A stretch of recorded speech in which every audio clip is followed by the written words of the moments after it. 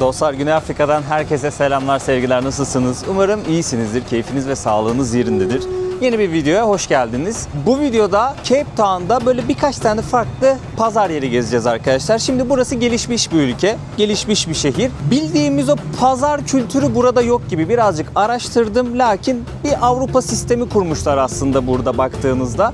O yüzden buranın da böyle birazcık Avrupavari pazarları var, yerel pazarları var, marketleri var. Ben de gidip görmek istedim ve sizlerle paylaşmak istedim. Ola ki yolu buraya düşen olursa ziyaret edebilir buraları ya da meraklısı varsa merakını giderelim o kişilerin. Şimdi Woodstock isminde bir bölgedeyim arkadaşlar. Şehrin merkezinden birazcık bir 10 kilometre dışarıda burası. Burada bir yerel pazar gezeceğiz arkadaşlar. Yerel yemekleri denemek istiyorum böyle midem kaldırdığınca. Masa Dağı'na çıkmak istiyorum. Bu videonun konusu aslında bu. Güney Afrika'daki son videomuz olacak. Belki sürpriz şeyler de gelir başımıza, bilmiyorum. Artık ilerleyen dakikalarda hepsini göreceğiz arkadaşlar. Hiç lafı uzatmayayım. Türkiye'nin lider su arıtma markası İhlas Aurasebilon'a video sponsor olduğu için teşekkür edelim. Siz de evinizde su arıtma cihazı istiyorsanız linki açıklamaya bıraktım arkadaşlar. Oradan bakabilirsiniz. Hızlıca videomuza geçelim. Türkiye'nin lider su arıtma markası Aurasebilon Unique sunar. Kaldığım muhitten buraya taksiyle geldim. Buraya geldiğimizde taksici abi şey dedi. Bu gördüğün arabaların hepsi dedi yol boyunca uzanıyor arkadaşlar. Bu pazara gelen insanlar araçlarını buraya park ediyorlar. Gördüğünüz gibi her araç için şöyle park yeri yapmışlar. Şu yelekli abilerimiz, kardeşlerimiz de arabaya göz kulak oluyor arkadaşlar. Ücreti mukabili var mıdır bilmiyorum ya da belki bahşiş usulü çalışıyorlardır. Ben bir ücret ödediğimizi hiç hatırlamıyorum böyle park ettiğimiz zaman, ben taksiyle bir iki yere gittiğimde. Hiç park ücreti ödediğimizi hatırlamıyorum. Belki bahşiş usulü çalışıyorlardır. Bu konuda net bir bilgim yok arkadaşlar. Pazar yeri de hemen burası. Buranın ismi Neighborhood Market. Şöyle güzel bir mural çizmişler buraya. Çok hoş bir mural. Burada da değişik bir heykel var. Sanki kendini aşağı bırakıyor gibi heykel. Woodstock ismindeki bir bölgedeyiz arkadaşlar. Buranın bir giriş ücreti var mı bilmiyorum da şöyle göstereyim. The Old Biscuit Mill isminde bir yer burası. The Neighborhood Market olarak da geçiyor. Böyle açık hava pazarı gibi bayağı büyük bir alan aslında. İçerisinde değişik değişik şeyler var. Girişte hemen böyle bizleri ne karşılıyor?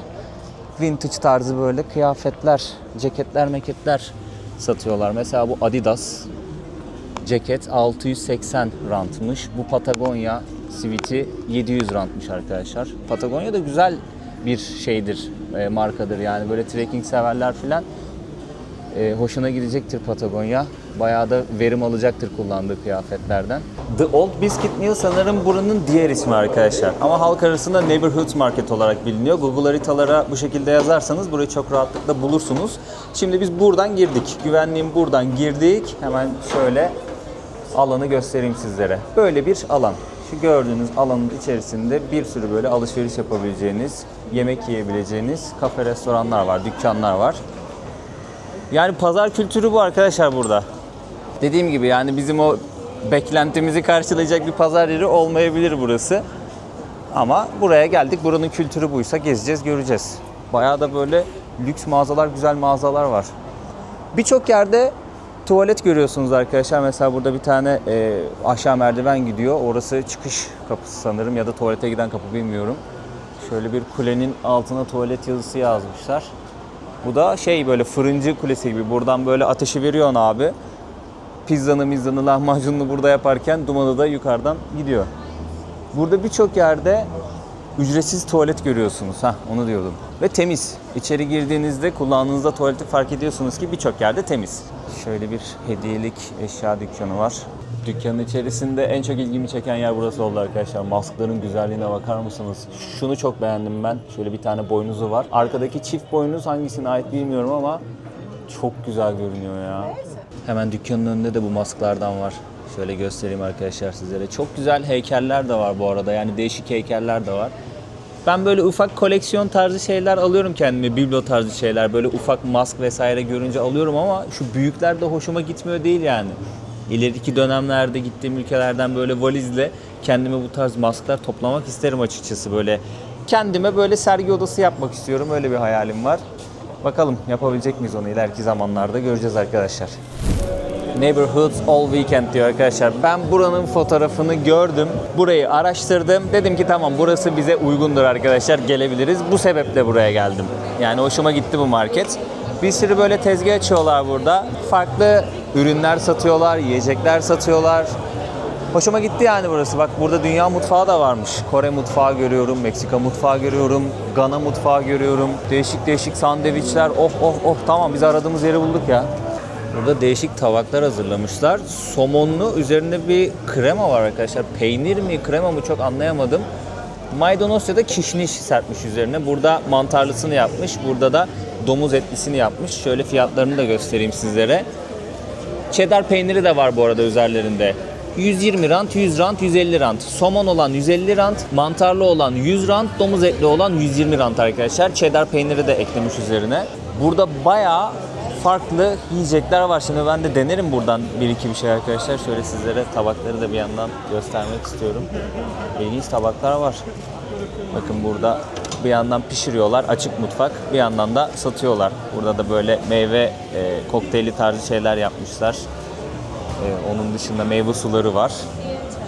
Hamburgerdir, yerel lezzetlerdir. Ne ararsan var gibi yani burada. Şakşuka yapıyorlar. Şöyle göstereyim sizlere. Bizim menemen ama biraz daha farklı usul.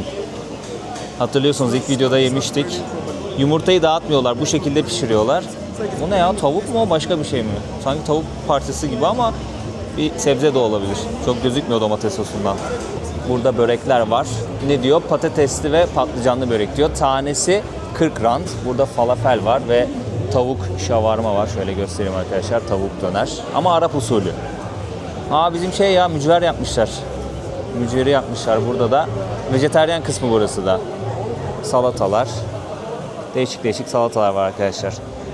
Kamerayı koyunca çok garip bakıyorlar. Ne yapıyor ya bu filan diye. Arkadaşlar şimdi kendime bir sandviç aldım. Burada gözüme güzel bir yer kestirdim. Hemen bir kahvaltı yapalım istedim. Şöyle ikiye böldü sandviçimiz arkadaş. Tavuklu. Mayonez sosunu tavuğu böyle ince kıyarak birleştirmiş mayonez sosuyla. Böyle bir de meze sürüyor ekmeğe. Onu ekliyor. Yeşillik ekliyor. Tuzunu işte baharatını falan atıyor. Güzel bir sandviç hazırlıyor kardeşimiz. Tabii farklı çeşitli sandviçler de var. Ben bunu seçtim. En iyisi buymuş. Onun önerisine ayak uydurdum ben. 120 rand bu. 120 ranta bir sandviç yiyeceğiz. Hemen karşıda bir tane içecek satıyordu abi. Soğuk çay, limonlu soğuk çay. Bu da 50 rand. Hadi bir tadına bakalım. Son zamanlarda yediğim en lezzetli şeylerden bir tanesi. Ne koydu acaba içine? O sosu nasıl hazırladı acaba? Hiçbir fikrim yok ama ya tam benlik bir sandviç oldu bu ya. Acayip güzel bir şey. İyi ki çocuğun önerisine ayak uydurmuşum. Ben başka bir şey yiyecektim yoksa. Çok fena ya. Sandviçi zaten çok seviyorum. Biri böyle bir de aşırı lezzetli, kaliteli sandviç yapınca ayrı bir mest oluyorum arkadaşlar. Üzerine böyle cheddar falan da serpti çocuk. Mozzarella cheddar bir şeyler serpti. Eritti onu güzelce pişirdi. Harbi çok iyiymiş ya. Harbi çok iyiymiş.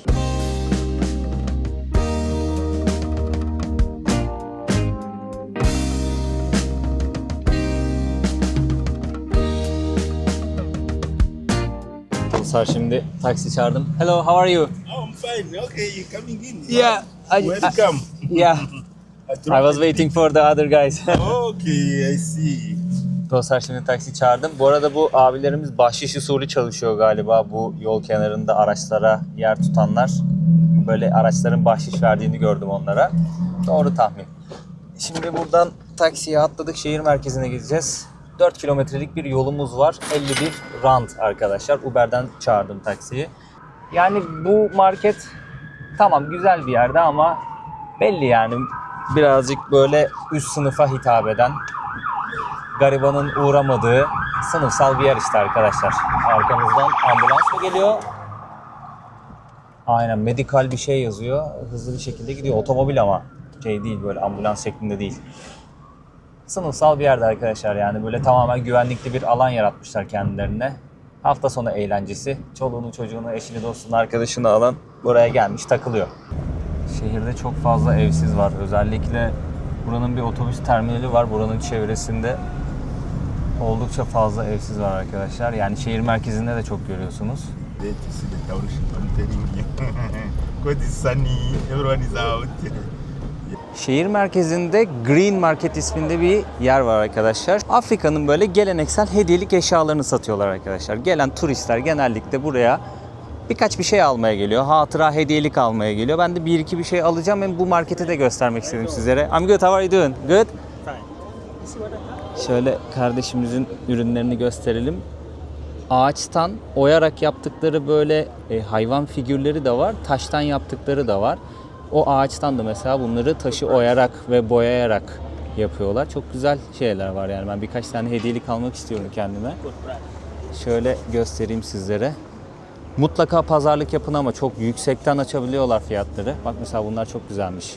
Şimdi burada bir sürü etnik kökenden insan da yaşıyor arkadaşlar. Halklar da yaşıyor. Onların kendi kültürleri, dilleri var. Ama aynı zamanda Güney Afrika'da ortak bir kültür de oluşturmuşlar. Hem bu ortak kültürün simgelerini görebiliyorsunuz hem bu etnik kökenlere ait simgeler görebiliyorsunuz. İlk videoda hatırlıyorsanız buraya gelmiştik. Güzel de bir anımız olmuştu burada. Çılgın bir abiyle tanışmıştık. Bakın burada da birçok yerde olduğu gibi ücretsiz tuvaletler var arkadaşlar. Onu da göstereyim. Şimdi bu bölge birazcık sıkıntılı. Burada güvenlik görevlileri böyle sokaklarda dolaşıyorlar. Sizi uyarıyorlar elinizde telefon, kamera vesaire bir şey görünce ya da çantanızı gördüklerinde dikkat et diyorlar. Sıkıntı yaşama, hani kapkaça uğrama diyorlar. Çünkü şehir merkezi birazcık bu konuda mimli arkadaşlar. Bayağı bir soygun olayları, kapkaç olayları oluyormuş. İlk videoda bahsetmiştim zaten bundan.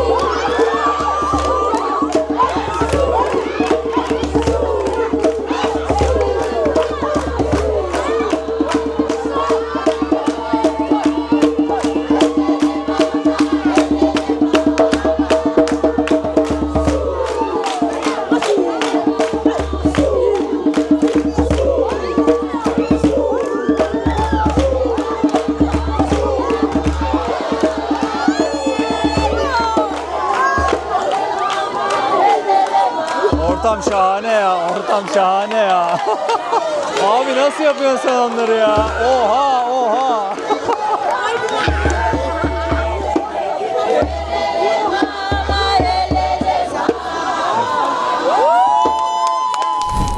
Dostlar sizlere çok ilginç bir kahve dükkanı göstermek istiyorum. Bakın, Heaven Coffee yazıyor.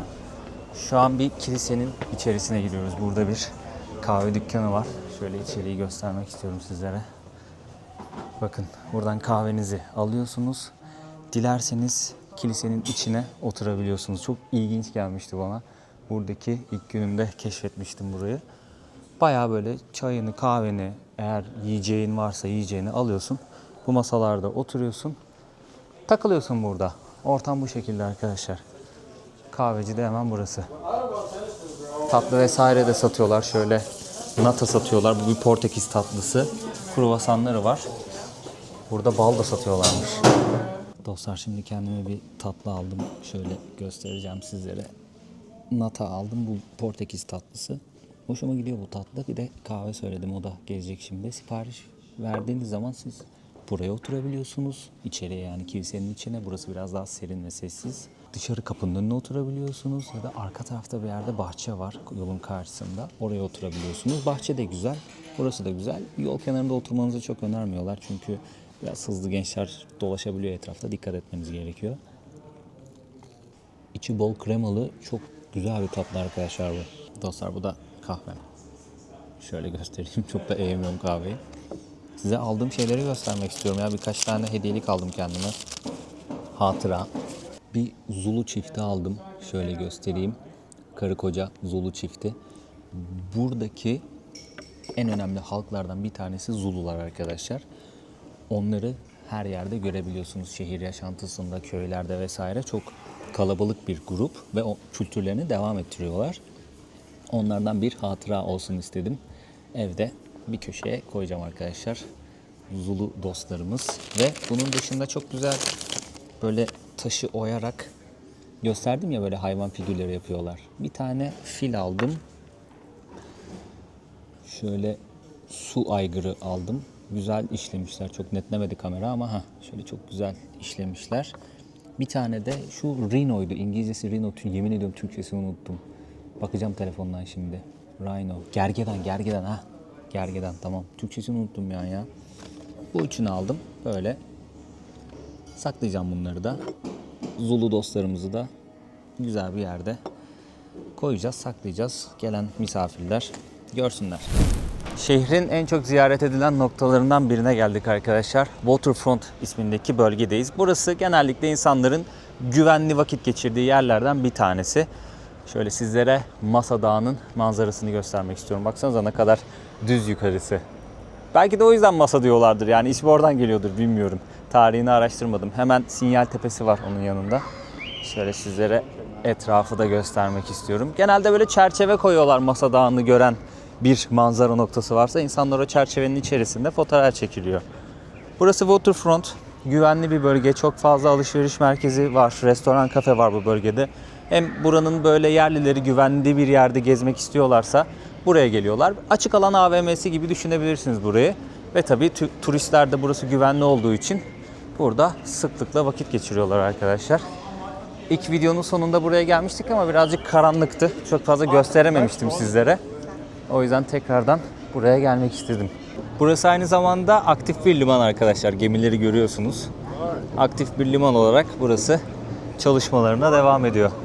Tekne turları vesaire de satıyorlar. Şimdi fiyatlarına bakarız. Eğer bir gün daha vaktim olsaydı, burada Robben Adası var. Oraya gitmek istiyordum. Nelson Mandela'nın da yattığı bir hapishane var arkadaşlar orada. Yani geçmiş dönemde aktif olarak o hapishane işliyordu. Ama şimdi bir müze. Ziyaret edebiliyorsunuz o müzeyi. Ama ne yazık ki oraya vakit ayıramadım. Böyle bir 5-6 saatiniz gidiyormuş o tura katıldığınızda. Burada kardeşlerimiz tur satıyorlar.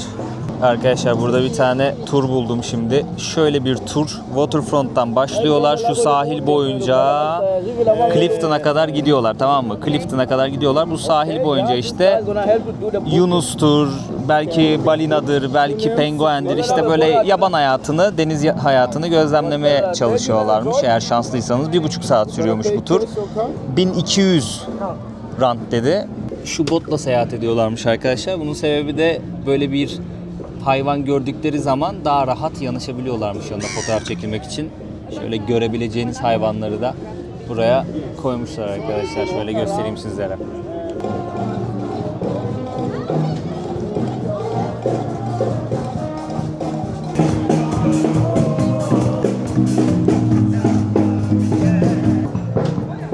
Dağ manzarası buradan da çok güzel görünüyor. Hemen buraya da bir çerçeve koymuşlar. Yani hatıra fotoğrafı çekilebileceğiniz yerleri de tak belirlemişler dostlar. Burası da böyle bir marina. Burada bir sürü böyle kafe, restoran vesaire bir şeyler var. İnsanlar genelde gelip bu güvenli alanda dolaşıyorlar, vakit geçiriyorlar, alışveriş yapıyorlar, bir şeyler yiyorlar. Burası Nobel Meydanı arkadaşlar. Burada gençler gösteri yapıyor. 4 tane heykel görüyoruz karşıda. Bu heykeller Güney Afrika'nın Nobel Barış Ödülü sahibi 4 liderinin heykeli. En sağda gördüğümüzde Nelson Mandela arkadaşlar. Buranın içerisinde Time Out Market var arkadaşlar. Burası çok hoşuma gitti konsept olarak. İçeride bir sürü böyle büfe var arkadaşlar. Bu büfelerde farklı lezzetler yapıyorlar, içecekler yapıyorlar. Siz yemeğinizi alıyorsunuz, ne yapıyorsunuz? Buraya ortaya oturuyorsunuz, afiyetle yiyorsunuz. Böyle bir ortam. Akşamları canlı müzik olabiliyor marketin içerisinde. Şu an yüksek sesle bir müzik açmışlar. Telif yememek adına şöyle girdim, geri çıktım hemen.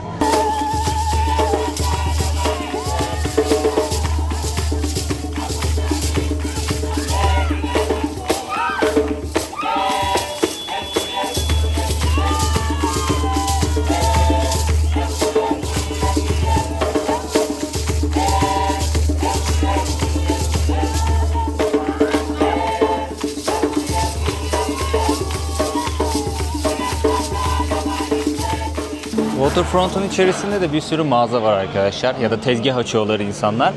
Buralarda da alışveriş yapabilirsiniz. İnsanlar gelip sıklıkla vakit geçiriyor bu tarz yerlerde. Çünkü güvenli. Böyle yerlerde mesela ne yapıyorlar? Sokak müziği yapıyorlar. Küçük bir alanda değil bu arada. Bayağı büyük bir alan. İçerisinde bir sürü yapabileceğiniz alternatif aktivite var. Şunlar çok güzel, baksana. Deriden yapmışlar galiba. Cape Town videolarını izleyenler fark etmiştir. Burada Avrupa'yı bir yaşam var arkadaşlar. Yani beyazlarla siyahların yaşamı inanılmaz farklı burada. Ha tabii zengin olan siyahiler de vardır, yok değildir. Ama genelde o ayrımı çok net bir şekilde görüyorsunuz. Mesela birkaç kere böyle araçla Cape Flat dedikleri getto mahallelerin olduğu bölgeden geçtim ben taksiyle. Yani birazcık şehir merkezinden uzakta ve inanılmaz kötü şartlarda yaşıyor insanlar. Böyle teneke evlerde falan yaşayanlar var. Keza Cape Town'un dışına çıktığınızda da bu tarz yerleri belli başlı kasabalarda görebiliyorsunuz. Bir yanda böyle belki bilmem kaç milyon dolarlık bir villa var. Bir sokak yürüyorsun, teneke evde yaşıyor insanlar. Yani öyle kasabalar da var burada. Sahil kesiminde görebiliyorsunuz o ayrımı. Ne yazık ki size gösterme şansım olmadı. Çok ani karşılaştım onunla. Hiç beklemiyordum. Kamerayı ben çıkartana kadar arabayla geçtik oradan.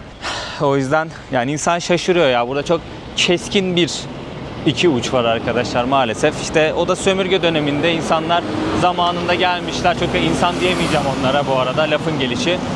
Gelmişler, çökmüşler buraya, tüm zenginlikleri sömürmüşler, almışlar. Burası bağımsızlığını kazansa bile hala bırakmıyorlar. Onların torunları burayı bir şekilde dolaylı olarak sömürmeye devam ediyor. Ayrıcalıklı bir şekilde yaşıyor insanlar. Böyle alanlar kuruyorlar kendilerine. Diyorlar ki burası güvenli alanlar abi. Buranın içerisine dışarıdan geleni böyle kolay kolay sokmayız. Tekinsiz tip gördük mü almayız. O sınıfsal farkı çok net bir şekilde hissediyorsunuz burada. Sahil şeridinde tamamen beyazlar çökmüş durumda. İç kısımlarda siyahlar ve renkliler olarak adlandırdıkları melezler bir şekilde hayatta kalmaya çalışıyor. Onların yaptığı işleri beyazlar yapmıyordur diye düşünüyorum. Daha çok böyle variyetli bir şekilde yaşıyorlar gibi gördüm, hissettim ben. Yani bunu söylemek istiyorum arkadaşlar. Ya bizler de turistler olarak gelip geziyoruz. İster istemez birazcık güvenli yerlerde gezmek istiyoruz. Çünkü o kadar derin bir olay var ki burada, tamamen işte aslında genel olarak insanları yoksullaştırıyorlar. Bir şekilde suça itiyorlar. İnsanlar suça karışınca diyorlar ki sen suçlusun, sen şöylesin, sen böylesin. Tamamen bahane yaratıp toplumdan soyutluyorlar. Yani sistemin kendisinde aslında bir problem var. Bunu yaratan da bu sömüren insanlar işte. Yani onların yarattıkları sistemde aslında biz de yaşamaya çalışıyoruz bir şekilde. Yarın öbür gün bizi de dışlayacaklar. Çünkü onlara göre biz de beyaz ırk değiliz yani. Sadece onlar beyaz ırk. İşte İngiltere'den, Hollanda'dan, Fransa'dan gelen sözde o beyaz üstün ırk, geri kalan herkesi sömürme hakkına sahip görüyor kendini. Yani bizim tarafımız tabii ki de belli yani. Umarım buradaki durum, bu sömürü düzeni dünyanın her yerinde düzelecek. Mücadele bunun için yani. Mücadele bunun için arkadaşlar. Eğer bir kontak sağlayabilseydim o getto mahalleleri ben ziyaret etmek istiyordum. Sizlere göstermek istiyordum ama güvenilir bir kontak sağlayamadım arkadaşlar. O yüzden o kısımlara gidemedim. Kusura bakmayın. Genelde gitmeye çalışıyorum çünkü gittiğim ülkelerde bu iki ucu göstermeye çalışıyorum. Ama bu sefer olmadı. Çünkü çok uzun kalamayacağım burada. Bu kısa sürede de o kontağı kuramadım ne yazık ki. Böyle oldu, bu seferlik böyle oldu.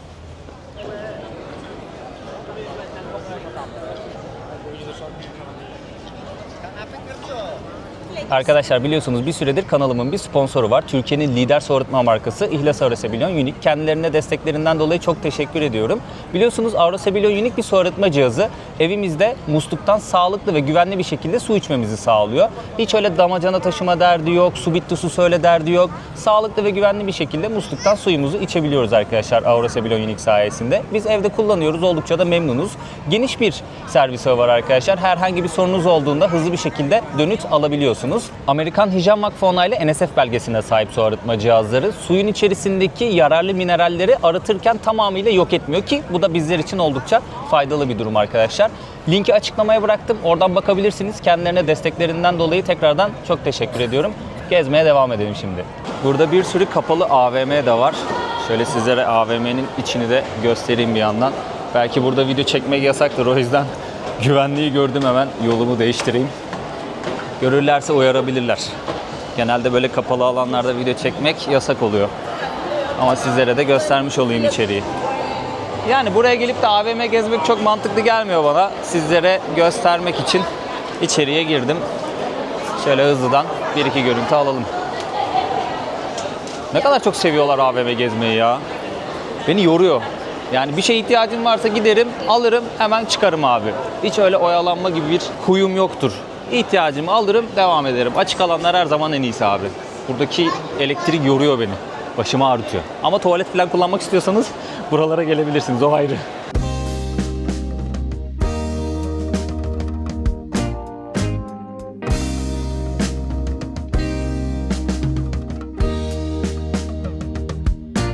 Dostlar şimdi şehri birazcık yukarıdan görme vakti.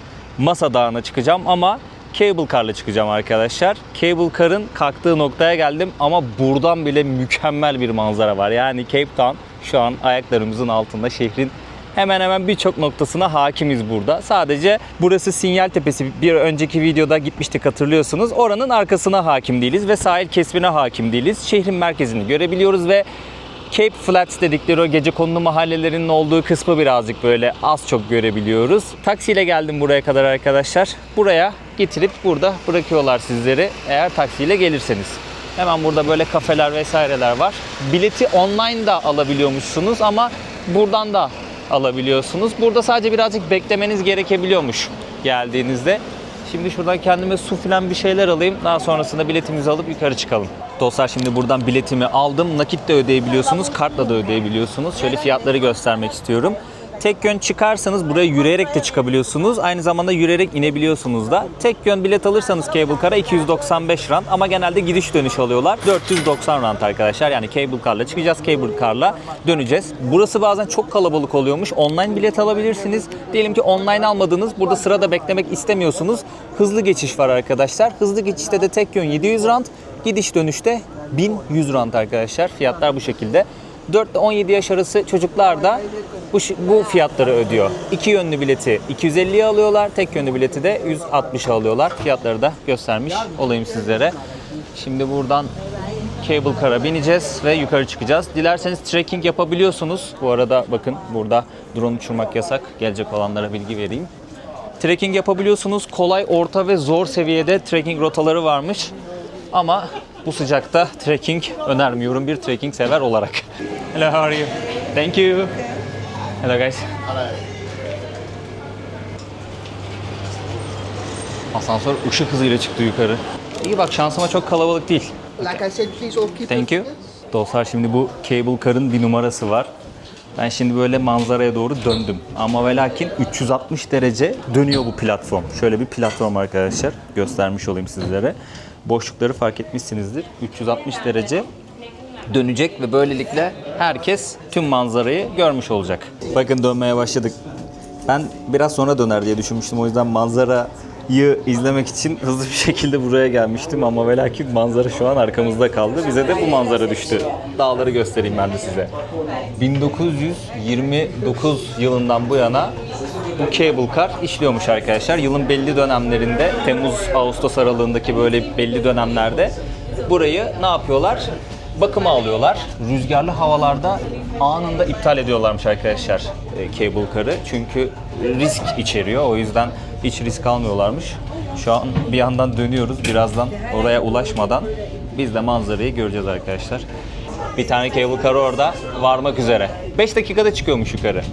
5 dakika sonra oradayız. Lan çok ürkütücü ya. Kayalığa yaklaştıkça birden gerildiğimi hissettim. Bayağı ürkütücüymüş. Normalde öyle çok fazla korkmam ama şu an boşluk ya önümüz. Birden bakınca kayalığın o tarafa inceden bir gerildim. Buraya gelirken üzerimize bir ceket almamız öneriliyor. Çünkü esebiliyor burası. Özellikle gün batımı civarında buraya gelecekseniz bayağı bir serin oluyormuş. Yanınıza atıştırmalık alırsanız, böyle su vesaire bir şey alırsanız orada keyifli manzarayı izlersiniz. Şöyle sizlere manzarayı göstermek istiyorum arkadaşlar. Camps Bay isminde bir kasaba var burada. Hemen aşağıda kalıyor. Sahil kesimindeki yerleşim yerlerinden bir tanesi. Sahili de görüyorsunuz arkadaşlar. Gayet güzel görünüyor. Dalgalara baksanıza ya. Buradan bile çok net gözüküyor. Bayağı bir kayalık ama buranın kıyı şeridi inanılmaz kayalık. Buranın manzarası da oldukça güzel arkadaşlar. Cape Town tam anlamıyla ayaklarımızın altında. Şu an biz Masa Dağı'nın üzerindeyiz. Burası zirve noktası 1086 metre yüksekliğinde olan 240 milyon yaşında, aşağı yukarı öyle bir yaşı varmış bu dağın. Dünyanın en eski dağ oluşumlarından bir tanesiymiş arkadaşlar. Dünyanın 7 yeni doğa harikasından bir tanesi seçilmiş. Gerçekten güzel bir manzarası var. Üzerinde 3 kilometre düzlük olduğu için Masa Dağı demişler buraya. Şöyle getto mahallelerinin olduğu kısım hemen şu tepenin ardında kalıyor. Havalimanı da o taraflarda bir yerde. Güzel bir noktadayız. Yani çok yüksek değil. Bu kanalda daha yüksek yerlere çıktık arkadaşlar sizlerle. Çok müthiş manzaralar izledik ama ve lakin şehirlerin dibinde olan belli başlı dağlar var böyle arkadaşlar gördüğümüz. Hepsinde manzarayı hemen hemen izledik ve beğendik yani manzaraların birçoğunu. Burayı da beğendim açıkçası ya. Güzel bir görüntü var şu an. Bazen böyle sis pus çökebiliyor, fark ediyorsunuz. Çünkü okyanustan gelen rüzgar buradaki o hava akımını etkiliyor. Doğal olarak burada o sisler, bulutlar, puslar oluşuyor. Hemen karşıda Robben Island var arkadaşlar. Orada zamanında hapishane vardı. Şu anda aslında da bir hapishane var ama müze olarak ziyaret edebiliyoruz orayı. Nelson Mandela da uzun yıllar orada yattı arkadaşlar. Hazır bu kadar güzel bir manzaraya da çıkmışken videoyu beğenirseniz, bir yorum atarsanız ve kanalıma abone olursanız çok sevinirim arkadaşlar. Bu sene 500.000 abone hedefi koydum. Buradan tekrardan bu dileğimi hatırlatmak istiyorum sizlere. Umarım abone olup destek olursunuz.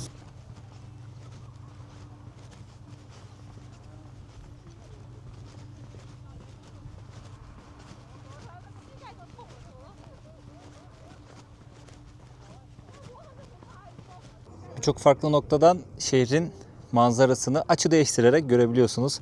Bakın burada bir stadyum var arkadaşlar. Biliyorsunuz 2010 Dünya Kupası Güney Afrika'da yapıldı. Afrika kıtasında yapılan ilk Dünya Kupasıydı. Sanırım İspanya şampiyonu olmuştu. Bu stadyumda da 8 tane maç oynandı diye hatırlıyorum. Ama final başka bir şehirde oynandı. Yani aklımda kalan bilgi bu. Bu arada bura harbiden adının hakkını veriyor ya. Gerçekten masa yani. Baksanıza. Dümdüz ha. Harbiden dümdüz böyle. Bak spor yapmaya gelmiş abim. Koşuyor burada. Yani şöyle Cape Town'da dolu dolu 3 gününüz olsa, tamam mı? Dolu dolu 3 gününüz olsa birçok şey görebilirsiniz. Yani yapılacak şeyler var. Daha fazla da kalıp vakit geçirebilirsiniz burada. Çok bana hitap eden bir yer değil açıkçası bu tarz yerler. Ama ve lakin gelip görmekte fayda var sizlere. En azından bilgiler sunuyorum ve ben de görmüş oluyorum. Bazen böyle şehirlere gidip çok sevdiğim de oluyor.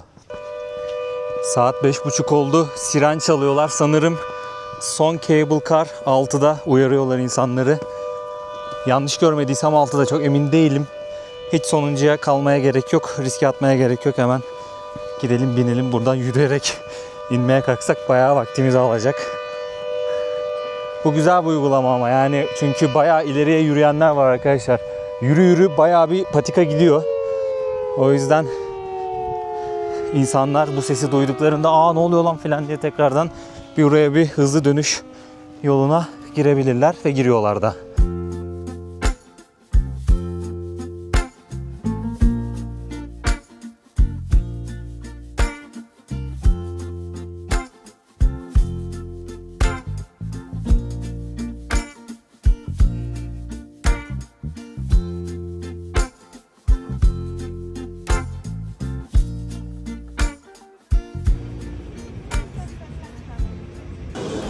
Dostlar günü batırdık.